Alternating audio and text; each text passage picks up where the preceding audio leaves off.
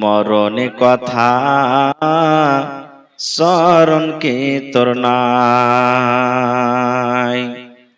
মরণে কথা স্মরণ কি তোর নাই, মরণে কথা স্মরণ কি তোর নাই রে মুমিন ভাই, মরণে কথা স্মরণ কি তোর নাই। তুমি যখন যাবে মরে, তুমি যখন যাবে মরে, নিয়ে যাবে খাটে করে, রেখে দিবে মাটির বিছানায় রে মুমিন ভাই, মরণ কথা স্মরণ কি তোর নাই, মরণ কথা স্মরণ কি তোর নাই রে মুমিন ভাই, মরণ কথা স্মরণ কি তোর নাই। মাল ধন পয়সা করি থেকে যাবে দালান বাড়ি, মাল ধন পয়সা করি থেকে যাবে পাকার বাড়ি, কিছুই তোমার কাজে আসবে না রে মুমিন ভাই, মরণ কথা স্মরণ কি তোর নাই, মরণ কথা স্মরণ কি তোর নাই রে মুমিন ভাই, মরণ কথা স্মরণ কি তোর নাই। নারে তাকবীর।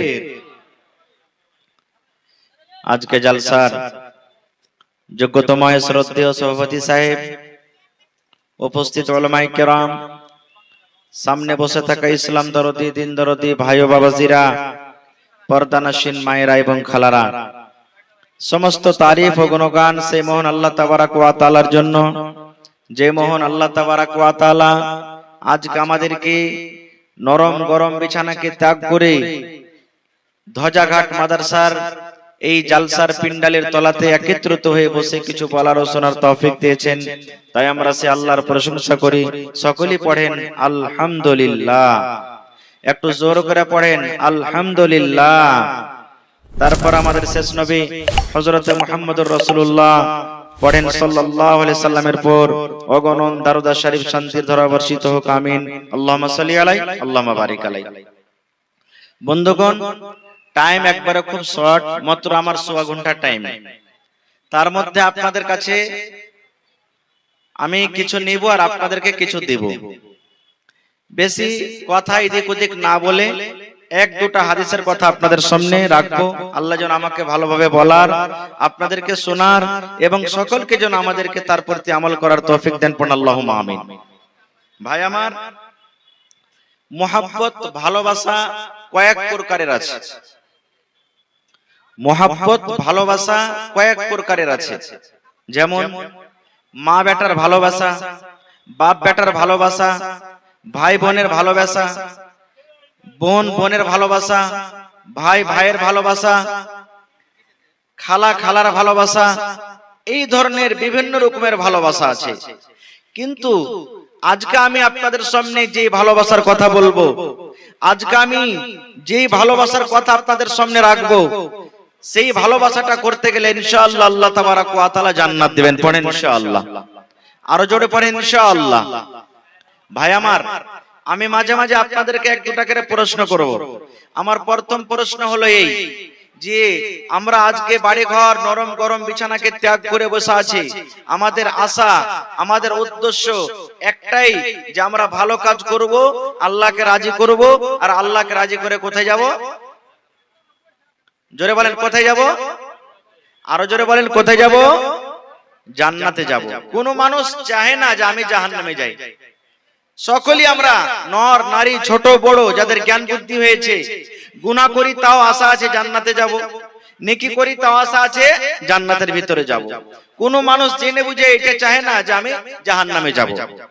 তো ভাই আমার, জান্নাত যেতে গেলে কিভাবে জান্নাত যেতে হবে, কার সাথে মহব্বত করতে গেলে জান্নাত যেতে হবে, কিভাবে মহব্বত ভালোবাসা করতে গেলে আল্লাহ তাবারক ওয়া তাআলা জান্নাত দিবেন। বাস আপনাদের সামনে মাত্র একটা হাদিস আর একটা আপনাদের সামনে আয়াত পড়েছি, সেগুলা তরজমা করে আর এক দুটো হাদিসের কথা আপনাদের সামনে বলবো। তার আগে আমি আপনাদের সামনে বলি, আল্লাহ তাবারক ওয়া তাআলা আমাদেরকে পৃথিবীতে পাঠালছেন। এই বর্তমান যুগে যত আমরা মুসলমান বেঁচে আছি, কিয়ামত পর্যন্ত যত লোক আসবে, আমরা হলাম কোন নবীর উম্মত বলেন তো? আরো জোরে বলেন, একটু উঁচা করে বলেন, আমরা কোন নবীর উম্মত? মুহাম্মদ। জোরে বলেন মুহাম্মদ। আরো জোরে বলেন মুহাম্মদ। যে ভাইয়ের কে বিয়ে শাদী হয়নি, আপনারা বেশি মুখস্থ করে রাখেন, কারণ দেখতে এসে যদি আপনাকে এটা সওয়াল করে দেয়, হাজি আমরা কোন নবীর উম্মত বা আমাদের আখরি নবীর নাম কি, তাহলে কিন্তু ভাই যদি না জানা থাকলে হইতে পারে যে রিশতা হবে না। দ্বিতীয় নম্বর কথা, আর যেটা আসল, যে আমরা মুসলমান, আমাদের সকলকে জানতে হবে যে আমাদের নবীর নাম কি, জানতে হবে না? উলামায়ে কেরাম বসে আছেন, জিজ্ঞাসা করবেন, আমার আপনার পৃথিবীর যত মানুষ এসেছে, যখনই মালাকুল মউত জান কবজ করবে, কাফন পরায়ে যখন দাফন করতে যাবে, কবরস্থানে যেমনই তিন কবল মাটি দিয়ে বাড়ির দিকে রওনা হবে, সাথে সাথে আল্লাহর ফেরেশতা কবরে আসবেন, আর আসার পর তিনটা প্রশ্ন করবেন। কয়টা প্রশ্ন হবে কবরে? আরো জোরে বলেন, কয়টা প্রশ্ন হবে? তিনটা। তার মধ্যে একটা প্রশ্ন হবে, মান নাবিয়ুকা, তোমার নবীর নাম কি? এখন এই মজলিসে বসে বসে বললো চলবে, না বললো চলবে, কিন্তু কবরে যদি চুপচাপ এরকম ভাবে থেকে যায়, তাহলে কিন্তু ওইখানে ফেরেশতারা কিচ্ছু বুঝাবুঝি করবে না, উল্টা পুল্টা মায়ের চালু করে দিবে কবরের মধ্যে। এই জন্য আমরা হলাম শেষ নবীর উম্মত, আমাদের নবীর নাম হলেন মুহাম্মদ সাল্লাল্লাহু আলাইহি সাল্লাম। এবার আল্লাহ তাবারক ওয়া তাআলা কোরআনে বলছেন, কুল, হে নবী আপনি বলে দেন আপনার উম্মতকে, আমরা কার উম্মত? নবীর উম্মত। আমরা শেষ নবী মুহাম্মদ সাল্লাল্লাহু আলাইহি ওয়াসাল্লামের উম্মত। আল্লাহ নবীকে শিখাইছেন, আল্লাহ নবীকে বলছেন, কুল, হে নবী আপনি বলে দেন আপনার উম্মতকে, ইন কুনতুম তুহিব্বুনাল্লাহ, যদি তোমরা আল্লাহ তাবারক ওয়া তাআলার সাথে বন্ধুতালি করতে চাও, আল্লাহর সাথে দোস্তি করতে চাও, আল্লাহ তাবারক ওয়া তাআলার নিকট হতে চাও, আল্লাহ তাবারক ওয়া তাআলাকে ভালোবাসতে চাও, তা আল্লাহ শিখিয়ে দিচ্ছেন নবী আপনি বলেন, ফাত্তাবিউনি, তোমরা আমার অনুসরণ করো, আমার ইত্তেবা করো, আমি নবী যেইভাবে চলতে বলছি সেইভাবে চলো, আমি নবী যে কাজের আদেশ করছি সেই কাজ করো, আমি নবী যে কাজ করতে তোমাকে মানা করছি, নিষেধ করছি, সেই কাজ থেকে তোমরা রুকে যাও। তাইলে আল্লাহ তাবারক ওয়া তাআলা বলছেন, নবী আরো বলে দেন কি, যদি তোমরা আল্লাহ তাবারক ওয়া তাআলার সাথে ভালোবাসতে চাও, তাহলে আমার অনুসরণ করো, আমার ইত্তেবা করো। এবার আল্লাহ বলছেন, হে পৃথিবীর মানুষ, হে আমার বান্দা বান্দীরা, যদি তোমরা আমার নবীর ইত্তেবা করতে পারো, আমার নবীর কথা মেনে চলতে পারো, আমার নবী যা বলেছেন সেগুলা যদি আমল করতে পারো, আল্লাহ বলছেন এই পৃথিবীতে তোমাদের কয়েকটা লাভ আছে, আখিরাতেও লাভ আছে। কি? ইউহিব্বুকুমুল্লাহ, আল্লাহ বলছেন আমার নবীকে ভালোবাসলে আমি আল্লাহ তোমাদেরকে ভালোবাসবো। আল্লাহ বলছেন আমার নবীকে ভালোবাসলে আমি আল্লাহ ভালোবাসবো। এবার দ্বিতীয় নম্বর আল্লাহ বলছেন, ওয়ায়াগফির লাকুম যুনুবাকুম, হে দুনিয়ার মানুষ, শুধু আমি ভালোবাসবো না, ভালোবাসার সাথে সাথে ওই বান্দা এবং বান্দির গুনাহ খাতাকে আমি আল্লাহ maaf করে দেব। পড়েন সুবহানাল্লাহ। কত বড় আল্লাহ তাবারক ওয়া তাআলা খুশখবরি দিয়ে দিলেন আমাদেরকে। তাহলে আল্লাহ তাবারক ওয়া তাআলা কে ভালোবাসতে গেলে কাকে ভালোবাসতে হবে? জোরে বলেন, কাকে ভালোবাসতে হবে? নবীকে ভালোবাসতে হবে। আল্লাহকে ভালোবাসতে গেলে নবীকে ভালোবাসতে হবে, আর নবীকে ভালোবাসতে গেলে, নবীর সাথে মুহাব্বত করতে গেলে আল্লাহ তাবারক ওয়া তাআলা বলেন যে আমি পৃথিবীর ওই বান্দাকে ভালোবাসবো যে আমার নবীকে ভালোবাসেন, আর ওর আমি গুনাহ খাতাকে maaf করে দেব। ভাই আমার, আজকে 1.5 লক্ষ টাকা খরচ করে জালসা সাজানো হয়েছে, কিন্তু আজকে আমরা মুসলমান, আমরা বদনসিব কত, আমাদের কপালটা পোড়া কত, এত সুন্দর মজলিস ছেড়ে আমরা চায়ের দোকানে, জিলাপির দোকানে, রাস্তাতে, রোডে আমরা ঘুরে বেড়াচ্ছি। ভাই আমার, আরে আমরা তো মুসলমান, আমরা মানুষ, আল্লাহ আমাদের জ্ঞান বুদ্ধি সব দিয়েছেন, কিন্তু একটা বুখারী শরীফের হাদিস আপনাদের সামনে তুলে ধরি। মানুষ তো কথা শুনে শুনে শুনে, মানুষ তো আল্লাহ রাসূলের কথা শুনে পাগল হয়ে যায়। মানুষ তো কথা শোনার, আল্লাহ তাবারক ওয়া তাআলার রাসূলের কথা শোনার জন্য পাগল হয়ে যায়। কিন্তু শুধু মানুষ শুনে না, জীব জন্তু এবং গাছ যত আছে সমস্ত গাছেরাও আল্লাহ এবং আল্লাহ রাসূলের কথা শোনার জন্য পাগল হয়ে থাকে। বুখারী শরীফের একটা হাদিস আপনাদের সামনে তুলে ধরি। ইমাম সাহেব জুমার দিনে যেই কাঠে দাঁড় হয়ে খুতবা দেন তাকে আমরা কি বলি? ইমাম সাহেব জুমার দিনে যেই কাঠে দাঁড় হয়ে খুতবা দেন ওকে আমরা কি বলি? জোরে বলেন, কি বলি? হায় আল্লাহ, আপনার মুখে খানি টেনে ভরা আছে নাকি যে ভাই? একটু আমার সাথে জোরে কথা বলেন। ইমাম সাহেব জুমার দিনে যেই কাঠে দাঁড় হয়ে খুতবা দেন ওই কাঠটার নাম আমরা কি বলি? মিম্বার বলে। কি বলি? মিম্বার। আল্লাহর নবী যখন প্রথমে শুরুতে খুতবা দিতেন, খাজুরের একটা গাছ, খাজুরের একটা জড়, খাজুরের একটা গোড়া, এই ধরনের একটা কাঠে আল্লাহ রাসূল দাঁড় হয়ে খুতবা দিতেন। যেমন আমরা সানি কাটি, কুট্টি কাটি না, কোন গাছের গোড়াতে না কাটি, এখন তো জাতি হয়েছে, মেশিন হয়েছে, কিন্তু আগতে এই যে আমার ভাইরা কুট্টি কেটেছেন কিসে? গাড়াচিতে নাকি? গাড়াচিতে কুট্টি কেটেছে। তো ওরকম ধরনের একটা সুন্দর কাঠে আল্লাহ রাসূল সাল্লাল্লাহু আলাইহি ওয়াসাল্লাম যখন প্রথম খুতবা দিতেন তো খাজুরের একটা একবারে গাছের গোড়াতে দিতেন, কাঠের উপরে দাঁড় হয়ে খুতবা দিতেন। কিছুদিন পর একজন মহিলা তখন আল্লাহ রাসূলকে এসে বলছেন, আল্লাহ রাসূল, আপনি এই খাজুরের গাছের উপরে আপনি খুতবা দিচ্ছেন, তো যদি আপনি আমাকে আদেশ করেন তা আমার একটা ফার্নিচার মিস্ত্রি আছে খুব সুন্দর, আপনার জন্য একটা খুব সুন্দর কাঠের মিম্বার তৈরি করে দেব।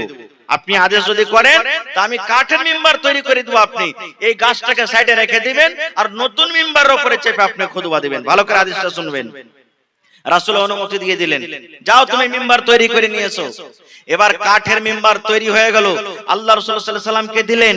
এবারে আল্লাহ রাসূল সাল্লাল্লাহু আলাইহি সাল্লাম ওই পুরাতন মিম্বারকে সাইডে হটিয়ে দিলেন আর নতুন মিম্বারের উপরে চেপে খুতবা শুরু করেছেন। এবার দেখেন বুখারী শরীফের হাদিস, দয়ার নবী যেমন ওই নতুন মিম্বারের উপরে চেপে খুতবা শুরু করেছেন রে বন্ধু, হঠাৎ করে রে মসজিদের ভিতরে কোন বাচ্চার যেন কান্নার আওয়াজ আসছে। আপনারা যেমন বসে বসে জালসা শুনছেন, যেমন আপনারা বসে বসে আজকে জালসা শুনছেন, আল্লাহর নবীর জামানাতে সাহাবায়ে কেরাম জুমার নামাজ পড়তে গেছেন, জুমার নামাজ পড়ার জন্য বসে আছেন। নবীজি নতুন মিম্বারের উপরে দাঁড় হয়ে খুতবা শুরু করে দিয়েছেন। যেমন খুতবা শুরু করা, বাচ্চারা যেমন হেঁকচে তুলে তুলে কান্দে, বাচ্চারা যেমন ফেফড়ে ফেফড়ে কান্দে, ওরে সুবহানাল্লাহ, ওই মসজিদের ভিতর থেকে বাচ্চার কান্নার মতো আওয়াজের মতো আওয়াজ আসতে শুরু হয়েছে। সাহাবায়ে কেরাম বসে আছেন মসজিদের ভিতরে, তারাও কিন্তু আওয়াজটা শুনতে পায়। আল্লাহর নবী সাল্লাল্লাহু আলাইহি সাল্লাম খুতবাতে দাঁড় হয়ে বলছেন, সাহাবীরে, কে তোমরা বাচ্চা সাথে নিয়েছো? কে তোমরা ছেলে নিয়েছো সাথে? কার পাঞ্জরে ছেলে কাঁদছে? কি ব্যথা হয়েছে? কি কষ্ট হয়েছে দেখো তো। রে আমার ভাইরা, মায়েরা, খালারা শুনে নেন। সাহাবায়ে কেরাম ডান দিকে বাম দিকে দেখলেন, কে জানে কোন জায়গাতে বাচ্চা লুকিয়ে আছে নাকি। দেখতে দেখতে গোটা মসজিদ দেখা হয়ে গেল, কিন্তু কোন জায়গাতে বাচ্চা দেখতে পাওয়া যায় না। সাহাবায়ে কেরাম বললেন, ইয়া রাসূলুল্লাহ, আল্লাহর নবী গো, এই গোটা মসজিদের মধ্যে আমরা নজর করে দেখলাম গো নবীজি, কোন বাচ্চাকে আমরা দেখতে পাই না, কি ব্যাপারটা? আল্লাহর নবী সাল্লাল্লাহু আলাইহি সাল্লাম বললেন, আরে আমার সাহাবী শুনে নাও, তোমরা ভালো করে নজর করে দেখো, আমি নবী মিথ্যা বলি না, আমি কান্নার আওয়াজ পাচ্ছি। যেমন একটা মাকে দেখতে যদি না পায়, বাপকে যদি দেখতে না পায়, যেমন বাচ্চারা হেঁচে তুলে তুলে কান্দে, জোর করে গলা দিয়ে দিয়ে কান্দে, জোর আওয়াজে আওয়াজে কান্দে, এই মতো আমি নবী মসজিদের ভেতরে কে এমন কাঁদছে আমি শুনতে পাই। এই করতে করতে করতে সুবহানাল্লাহ, নবীজি একটু গৌর করে দেখতে লাগলেন, ধ্যান দিয়ে আওয়াজটা শুনতে লাগলেন কোন জায়গা থেকে আসছে।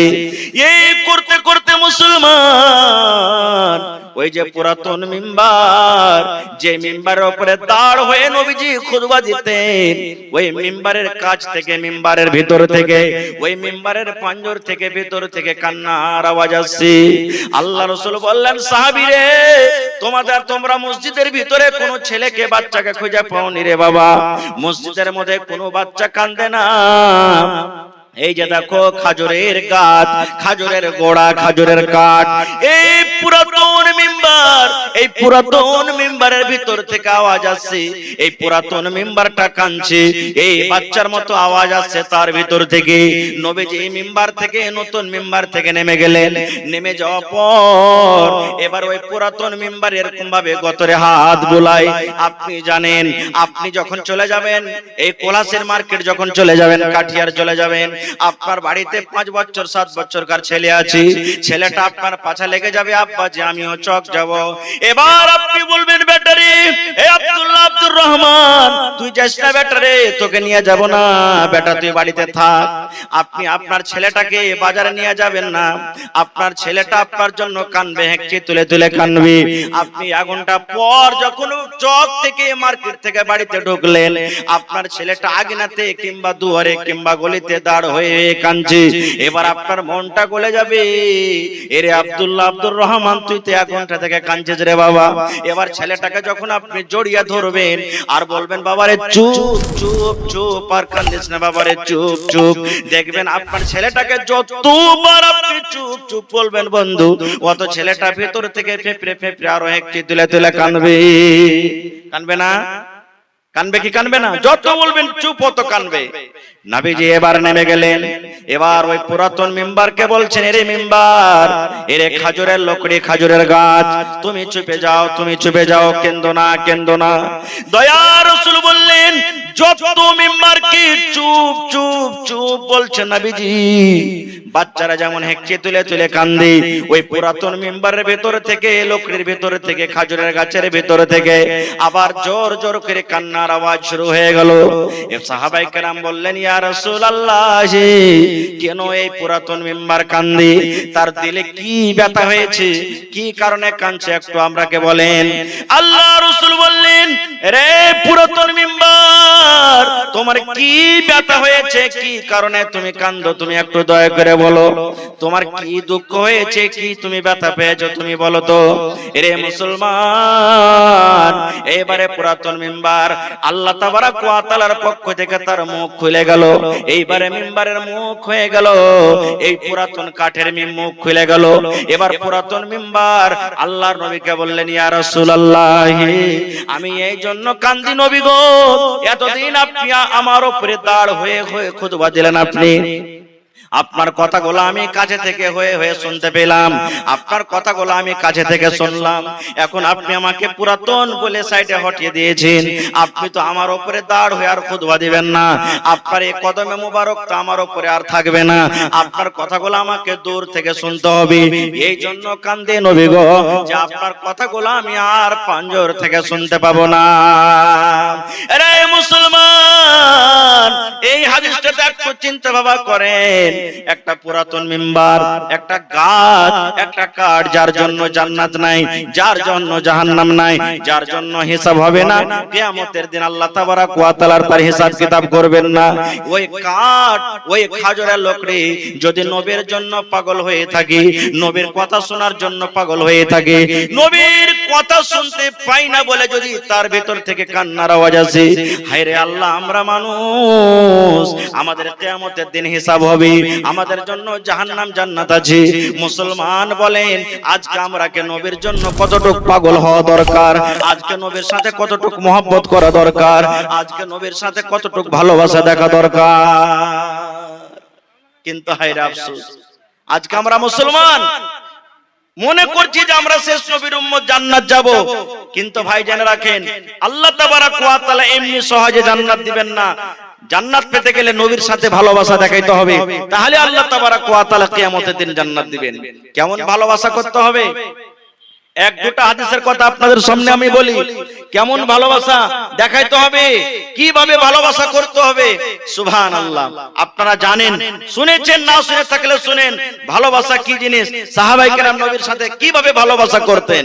আল্লাহ রাসূল সাল্লাল্লাহু আলাইহি সাল্লাম আপনারা জানেন, শুনেছেন যে আল্লাহ নবী সাল্লাল্লাহু আলাইহি সাল্লাম কে মারার জন্য, মুসলমানকে শেষ করার জন্য মক্কার বেঈমান মুশরিকরা নবীর চতুর্দিক থেকে বাড়িকে ঘেরাও করেছিলেন।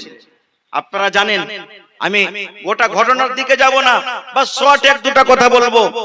মক্কার বড় বড় সরদার, বড় বড় নেতা, বড় বড় খানদানের লোক, কাবিলার লোক নবীর বাড়িকে ঘেরাও করে নিয়েছেন যে নবীকে আজকে রাখবো না কো। ওরা নিজের পার্লামেন্টে, নিজের বাড়িতে, নিজের ঘরে ওরা মিটিং করেছে যে আজকে মুহাম্মদকে শেষ করে দেব, মুহাম্মদকে রাখতে হবে না কো। এবার আল্লাহ তাবারাক ওয়া তাআলা জিবরিল ফেরেশতাকে ডাকতে বললেন, রে জিবরিল,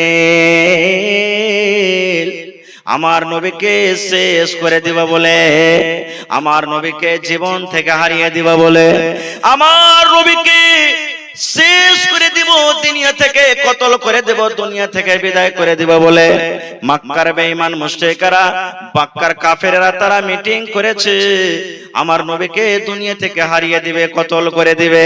জিবরিল যাও যাও যাও, আমি আল্লাহ তাবারাক ওয়া তাআলা তোমাকে আদেশ করি, এই মেসেজটা, এই খবরটা তুমি আমার নবী মুহাম্মদকে তুমি জানিয়ে দাও। যাও তুমি বলে দাও আমার নবীকে যে মক্কার বেঈমান শয়তানেরা তোমাকে হত্যা করবে বলে তারা প্ল্যানিং করেছে, তুমি এই মক্কা ছেড়ে মদিনা চলে যাও। সুবহানাল্লাহ। আল্লাহর আদেশ হয়ে গেল দিনের বেলা। আল্লাহর ফেরেশতা আদেশ করে দিলেন, ওই পৌঁছে দিলেন, খবর দিয়ে দিলেন দুপুরের টাইম। এইবারে নবীজি ওই টাইম, ওই সময়তে গরম রোদ না দেখে দৌড়াতে দৌড়াতে মুখটাকে ঢেকে নবীজি আবু বকরের বাড়ি চলে গেলেন। এবারে আবু বকর রাদিয়াল্লাহু তাআলা আনহু বাড়িতে বসে আছেন, আল্লাহ নবীর স্ত্রী মা আয়েশা রাদিয়াল্লাহু তাআলা আনহা বাড়িতে বসে আছেন, আল্লাহ নবীর শালি আসমা বাড়িতে বসে আছেন। এবার দূর থেকে তারা নবীকে কিন্তু দেখে নিয়েছেন যে নবীজি চলে আসছেন। এবার মা আয়েশা বলছেন তার আব্বাকে, আব্বাজি কি হয়েছে বেটি? এই দেখেন মুহাম্মদ আমাদের বাড়িতে আসছে, এই টাইমে এই সময়তে তো নবীজি কোনোদিন আমাদের বাড়িতে আসেননি, আজকে আসার কারণটা কি? সুবহানাল্লাহ। এই আমার মুসলমান ভাইয়েরা, মায়েরা, খালারা শুনেন, দয়ার নবী মুখ খানাকা থেকে দুপুরের সময়তে হাঁটতে হাঁটতে হাঁটতে হাঁটতে আবু বকরের বাড়ি চলে গেলেন। বাড়িতে যাওয়ার অনুমতি চাইলেন, আবু বকর অনুমতি দিয়ে দিলেন। এবারে অনুমতি পর আল্লাহর নবী আবু বকরকে বলছেন, আবু বকর তোমাকে একটা লক করে কথা বলবো, তোমাকে একটা ছোট্ট করে কথা বলবো। তোমার আশেপাশে যত লোক আছে এখান থেকে তুমি হাঁকিয়ে দাও, তোমার আমার কাছে যেন অন্য কোনো মানুষ না থাকে। তোমাকে একটা কথা আমি বলবো আবু বকর, আবু বকর একটা কথা বলবো, তোমার আঞ্জর পঞ্জরে যেই কোন লোক আছে তুমি বলে দাও যে তোমরা এখান থেকে চলে যাও। যখন এই কথাটা বলা, হযরত আবু বকর বললেন, আল্লাহর নবী গো, এই জায়গাতে অন্য কোনো মানুষ নাই, একজন আপনি হলেন নবী, আপনি আছেন, আর আমি হলাম আপনার বন্ধু আবু বকর, আমি আছি, আর এই যে আমার বেটি আয়েশা, আপনার স্ত্রী আয়েশা আছে, তারা ছাড়া কেউ নাই। দয়ার রাসূল এবার বলছেন, আবু বকর আফসোসের কথা, দিলে ব্যথা নিয়ে তোমার কাছে এসেছি বাবারে। বলছে কি নবী গো? বলছেন আবু বকর এই জায়গাতে আমার জন্ম, এই জায়গাতে আমি জন্ম হয়েছি, এই জায়গাতে আমি লালন পালন হয়ে বড় হয়েছি। আজকে মক্কার বেঈমানেরা, আজকে মক্কার মুশরিকরা আমাকে মারবে বলে তারা প্ল্যানিং করেছে। আবু বকর আল্লাহর আদেশ হয়েছে আজকে আমাকে রাতের ভেতরে এই জায়গা ছেড়ে যেতে হবে। আল্লাহ রাব্বুল আলামিনের আদেশ হয়েছে আবু বকর আজকে আমাকে রাতের বেলাতে মক্কা ছেড়ে মদিনা চলে যেতে হবে। এইবার আবু বকর বলছেন, ইয়া রাসূলুল্লাহ, নবী গো, আপনাকে আমি একা যেতে দেব না। কিভাবে আপনি একাই মদিনা যাবেন? আপনার সাথে আমিও যাব। আল্লাহ রাসূল বললেন, হ্যাঁ আবু বকর চলো, তুমিও চলো, আমার সাথে তুমিও যাবে। রাতের বেলাতে এতখানি রাতে তুমি রেডি হয়ে যাও, তুমি আর আমি একাই চলে যাব, আমরা হিজরত করে মদিনা চলে যাব। শেষ কথা রাসূল আলীকে ডাকলেন, আলী তুমি আমার বাড়ি এসো। আলীকে কথাটা জানিয়ে দিলেন যে আলী, আমি মক্কা ছেড়ে মদিনা চলে যাব এই বেঈমান মুশরিকের জ্বালাতে, তুমি একটা কাজ করিও বাবা, আমার বিছানাতে তুমি ঘুমিয়ে যাও। রাসূল বলছেন আলী তুমি আমার বিছানাতে ঘুমিয়ে যেও। আপনি বলেন তো, ধরেন যে আপনার একটা ভাই চোর আছে, একই আঙিনাতে থাকছেন, একই বাড়িতে থাকছেন, এবার পুলিশ এসেছে ধরতে, যদি আপনার চোর ভাইটা পালিয়ে যায়, যে ইনসান ভাইটা ভালো ভাইটা যার কোনো গুনাহ খাতা নেই, চোর ছাড়বে ওকে? চোর ছাড়বে যে ভাই? ছাড়বে না, ওকে ধরে নিয়ে যাবে। নবীজি আলীকে বলছেন আলী আমি মক্কা থেকে মদিনা চলে যাব, তুমি আমার বিছানাতে থাকিও বাবা, আর আমি যে চাদর আমি গায়ে দিয়ে ঘুমাতাম সেই চাদর গায়ে দিয়ে তুমি ঘুমিয়ে যেও। সুবহানাল্লাহ। এ ভাই মুসলমান, এই বর্তমান যুগের যদি আমরা লোক হইতাম তাহলে কি বলতাম? না না ওরে বাপ রে, এইটা কাজ করতে পারবো না। আপনি খুব হুঁশিয়ার নাকি? আপনি ছেড়ে চলে যাবেন আর আপনার বিছানাতে আমি শুতে থাকবো, আর ভোরবেলাতে যখন আপনাকে না পাবে তো আমাকে যে কোচো কোচো করে কাটবে কাফেররা, না এটা করতে পারবো না। আলী কি বললেন? রাসূল বললেন আলী রে তোমাকে আমি সাথে নিয়ে যেতাম, কিন্তু আলী শুনো, মক্কার বেঈমান শয়তান যারা আছে, মক্কার আরো যারা লোক আছে আমাকে মারার জন্য তারা প্ল্যানিং করেছে। কিন্তু আলী শোনো রে, মক্কার অনেক লোক আমার কাছে কে টাকা জমা করে রেখেছে, কে আমাকে সোনা দিয়ে রেখেছে, কে আমাকে চাঁদি দিয়ে রেখেছে, অনেকগুলি টাকা পয়সা আমাকে দিয়ে রেখেছে। যদি আমি তোমাকে দিয়ে না যাই, আমি যদি নিয়ে চলে যাই, তাহলে তারা বলবে দেখো তোমাদের নবী কত বেঈমান শয়তান, দেখো ধোঁকাবাজি দিয়ে সমস্ত টাকাকে এখান থেকে ঠকে নিয়ে পালিয়ে গেছে। এই জন্য আলী রে তুমি আমার বিছানাতে শুয়ে থাকো, আমি আল্লাহর কাছে দোয়া করছি তোমার কিচ্ছু হবে না, মক্কার বেঈমান শয়তানরা তোমার কিচ্ছু করতে পারবে না। আলী তুমি আমার চাদর গায়ে দিয়ে তুমি ঘুমিয়ে যাও। আরে মুসলমান, হযরত আলী রাদিয়াল্লাহু তাআলা আনহু বলেন সুবহানাল্লাহ, ওই রাতে আমি এমন ভাবে ঘুমাইলাম, নবীর বাড়িতে এমন ভাবে আমি ঘুমাইলাম, আমার মনে হয় জীবনে এরকম ঘুম কোনোদিন আমি আলী ঘুমাইনি। এরকম আমি ঘুমাইলাম যে আমার মনে হয় আলী কোনোদিন আমি এরকম ঘুম ঘুমাইনি। শেষ কথা, লম্বা ঘটনা আছে, টাইম খুব শর্ট, বাস ওখান থেকে নবীজি বের হয়ে চলে গেলেন। কিভাবে বের হইলেন এখনো মধ্যখানে আমি কথা ছেড়ে দিলাম, আল্লাহ বাচ্চা রাখে ইনশাআল্লাহ আবার কোনোদিন বলবো। এবার যেতে যেতে যেতে যেতে সকাল হইতে লাগলো, বাড়ি থেকে চলে গেলেন, অনেক কথা আছে ভিতরে, ওদিকে আমি আর যাব না, সময় লাগবে, এরকম বয়ান ধরতে গেলে 2-3 ঘন্টার সময় লাগবে, তাইলে বলে কিছু বুঝতে পারবেন আপনারা। এবার রাসূল চলে গেলেন, সকাল হয়ে গেল, মক্কার বেঈমান শয়তানরা দেখলে মুহাম্মদ বাড়িতে নাই, পালিয়ে গেছে, একবারে সমস্ত লোককে জমা করে দিয়ে এলান করে দিলেন যে মুহাম্মদ এবং আবু বকর দুজনকে জিন্দা কিংবা মৃত্যু যে ধরে নিয়ে আসতে পারবে 100টা উট তাকে ইনাম দেওয়া হবে, এলান করে দিলেন। এবার হযরত আবু বকর বলছেন নবীজি এই তো ভোর হয়ে গেল, সূর্য উঠে গেল, এখন আর কিন্তু সফর করা যাবে না, কোন জায়গাতে আমরা লুকিয়ে যাই, চলেন। রে সুবহানাল্লাহ, দয়ার রাসূল বললেন আবু বকর এই সূর পাহাড় নামে একটা গর্ত আছে, একটা খাল আছে, পাহাড়ের উপরে একটা খাল আছে, আবু বকর চলো এই খালে আমরা লুকিয়ে যাই। এরে মুসলমান, আজকে যদি আপনি দেখতে চান গারে সরটা কেমন আছে, আজকে আপনি হজ করতে যাবেন তাহলে দেখতে পাবেন, কিন্তু আল্লাহ রাব্বুল আলামিনকে মানুষকে এত জ্ঞান বুদ্ধি দিয়ে দিয়েছে, মোবাইলে আপনি ইউটিউবে বলবেন গারে সর हमको चाहिए কিংবা গারে সর कैसा है, আপনি যেমনই বলবেন পট করে আপনার মোবাইলে দেখিয়ে দিবে ওই গারে সর ছোট একটা দুয়ার। এবার ওই গারে ঢুকতে যাবে, কত কষ্ট করে নবী চলে গেলেন। আবু বকর রাদিয়াল্লাহু তাআলা আনহু এবার নবীকে বলছেন নবীজি একটুখানি আপনি দাঁড়িয়ে যান, এরে মহব্বত ভালোবাসা দেখেন বন্ধুরে। আবু বকর বলছেন নবীজি এই গর্ততে খালে কতদিন থেকে লোকজন যায়নি বুঝতে পারা যায়, আপনি যায়েন না, হইতে পারে এখানে সাপ লুকিয়ে আছে, এখানে বিচ্ছু লুকিয়ে আছে, নবী গো আপনি যদি প্রথমে ঢোকেন হয়তো আপনাকে আঘাত করবে। আল্লাহ নবী গো আমি আবু বকর আপনার বন্ধু, আমি প্রথমে ঢুকলাম, আমি ঢুকি তারপর আপনি গর্ততে ঢুকবেন, যদি সাপে ক্ষতি করে আমাকে করবে, যদি বিচ্ছুতে ক্ষতি করে আমাকে করবে, কিন্তু আমি নবী আমি আবু বকর বেঁচে থাকা কালে আপনাকে ক্ষতি হতে দেব না। শেষ কথা, আবু বকর খালের ভিতরে ঢুকলেন, দেখছে তো খালের ভিতরে আরো ছোট ছোট কিসের কিসের খাল আছে, আরো ভিতরে আরো ছোট ছোট খাল আছে। এবার হযরত আবু বকর নিজের কম্বল কিংবা লুঙ্গি ছিঁড়ে ছিঁড়ে ছিঁড়ে সমস্ত খালকে কিন্তু বন্ধ করে দিলেন। এই খাল বন্ধ করতে করতে দুটা খালে কিন্তু আর জুটে না, আর কাপড় নাই যে খাল দুটা বন্ধ করবে।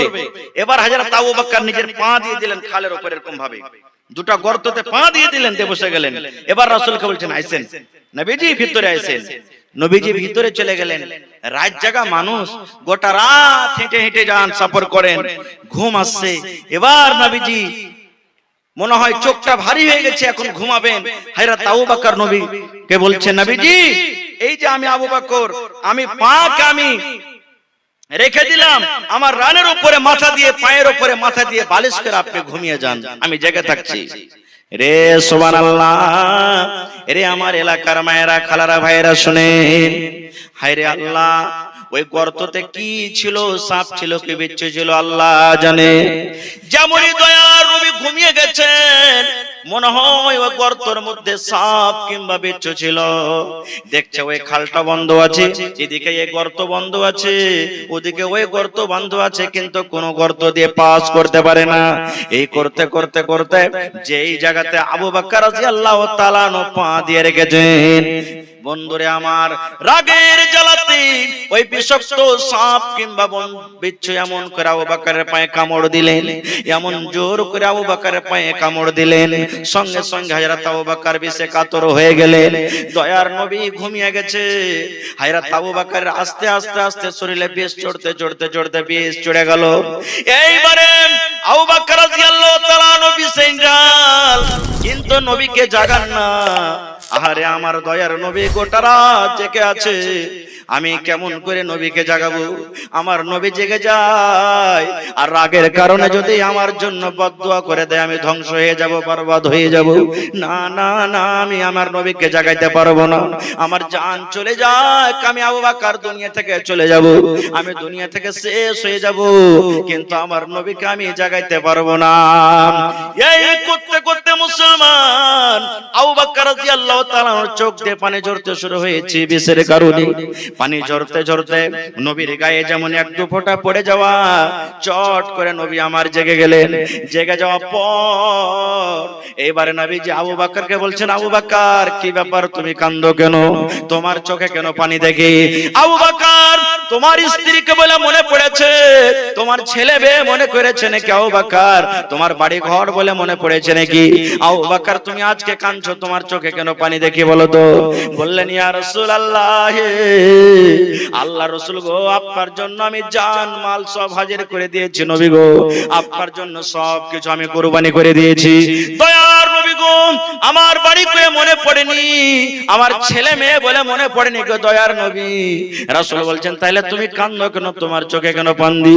বলছে, নবী গো, আমি সমস্ত খালকে ছোট ছোট গর্তকে বন্ধ করে দিয়েছি, আর এই যে দুটা গর্ত বন্ধ করার জন্য কিছু পাই না গো নবীজি, আমি আবু বকর পা দিয়ে বন্ধ করে আছি। কোন এমন বিষাক্ত জানোয়ার খালের মধ্যে ছিল, আমার পায়ে কামড় দিয়ে দিয়েছি, আমি বিষে কাতর হয়ে গেছি, যার কারণে সহ্য করতে পারি না, সহ্য না করার কারণে আমার চোখ দিয়ে কষ্টের কারণে পানি ঝরেছি।